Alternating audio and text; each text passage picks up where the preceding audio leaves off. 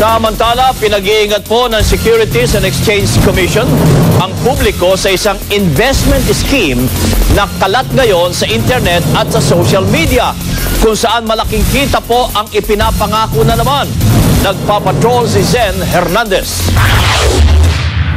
Dahil umano sa mga natanggap na report mula sa mga concerned netizen, naglabas ang Securities and Exchange Commission ng babala laban sa kumpanyang M. Goldex Philippines. Ayon sa SEC, hindi rehistrado ang kumpanya sa Pilipinas.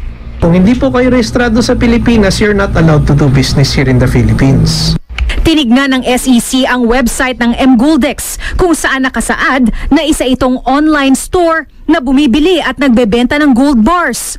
Pero nakalagay din dito ang isang marketing program na mayroon pang instructional video sa YouTube para ipakita kung paano kikita ng 180,000 hanggang 360,000 pesos kung magbibigay ng prepayment na 36,500 pesos at kung makakaengganyo ng dalawa pa na handa ring magbayad ng ganung halaga at mang-engganyo ng iba pang investors. Maari po nangyayari dito ay yung payout na ibinibigay sa inyo, yung kinukuha po nung nasa baba. Eventually magko-collapse yan kung wala naman po talagang produkto na ibinibenta na pwedeng pagkakitaan. Eventually mauubos po yung ipinapasok na pera dyan pag wala na pong ma-recruit.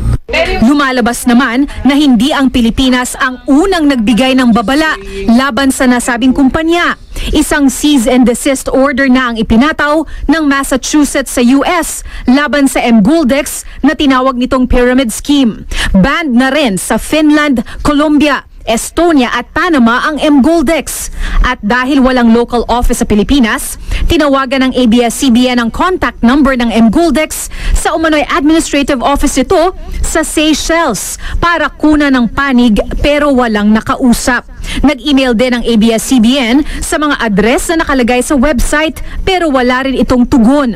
Tumanggi namang magpakilala ang nakausap namin sa Philippine contact ng kumpanya dahil siya raw ay kliyente lamang.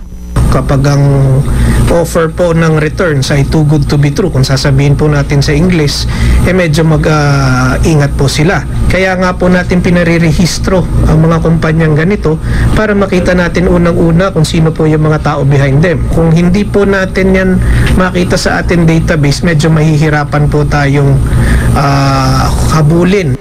Ayon sa SEC, maaaring maharap sa hanggang 5 milyong multa at hanggang 21 taong pagkakakulong ang pagbebenta ng unregistered securities o produkto ng walang kaukulang registration. Bukod sa SEC, tinitignan na rin ng Bangko Sentral ng Pilipinas, DTI at NBI ang naturang marketing at investment scheme ng M. Goldex. Zen Hernandez, ABS-CBN News.